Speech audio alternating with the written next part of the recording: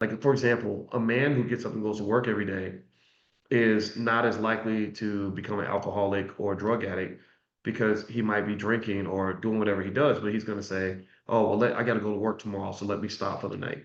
Right? So purpose matters. In fact, what they did to black men that was so sinister was that when they got to the point where they started laying off black men, they started deindustrializing cities like Milwaukee and Toledo and Gary. That's when the winos started to emerge. You started having more winos, just men that had no purpose, nothing to do. So they sit there with the bottle, just look, drink, start drinking the liquor, using the heroin to get the high from the heroin, sleeping with 10,000 women, making 18,000 babies, right? So a purpose is important.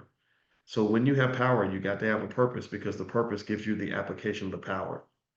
Like if I got a gun, I need to have a target for that gun. If not, I'm gonna spray that gun everywhere and kill people. So what I want you to understand is that before I give you that power, the economic power that I know I can give you, that's my superpower. That's what I know.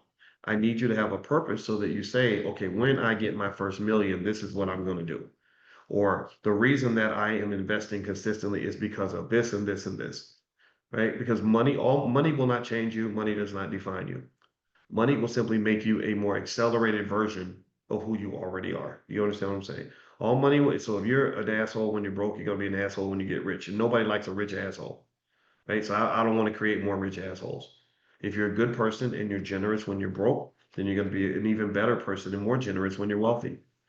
If you are pro-black when you're broke, you're gonna be super pro-black when you're wealthy.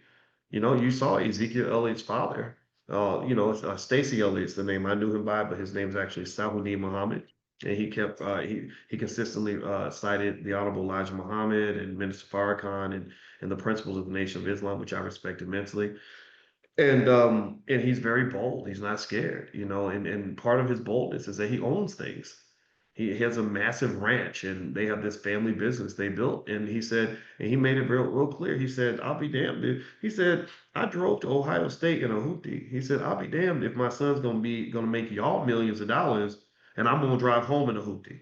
He said, I'm not driving home in a hoopty. And I said, you should not drive home in a hoopty. Nobody in the family should be in a hoopty. And the idea that people think that that their son, that they can manufacture this child that goes out and makes $100 million for Ohio State, and the parent's supposed to drive home in a raggedy car. That's sick. That's crazy to me. So, long story short, these are the interesting wealth lessons that I think we want to incorporate and tell these stories to the kids. Like, define your economic culture. That's what this is all about. That's why we do the economic elevation circle. We're not just creating that 100-year plan and all these other things.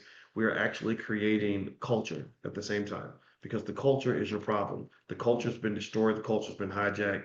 BET, all that other stuff owned by non-black people. I dare I say Jews. I'm not here to talk about them in that way, in a derogatory way, but you know who owns all that stuff. They crap on your culture. And then when you're sitting in the crapper, you're sitting there broke, busted, disgusted, your children getting shot up in the street, kids growing up and becoming nothing, no sense of purpose, alcoholics, drug addicts everywhere, all this other nonsense, baby mamas all over the place. They take no accountability for that. So again, if you're Jewish, I'm not here to be anti nothing. I'm here to tell the truth, though. I'm pro truth. So two things I want to mention really quickly before I forget. Number one, the convention sold out last year. It's going to sell out this year again.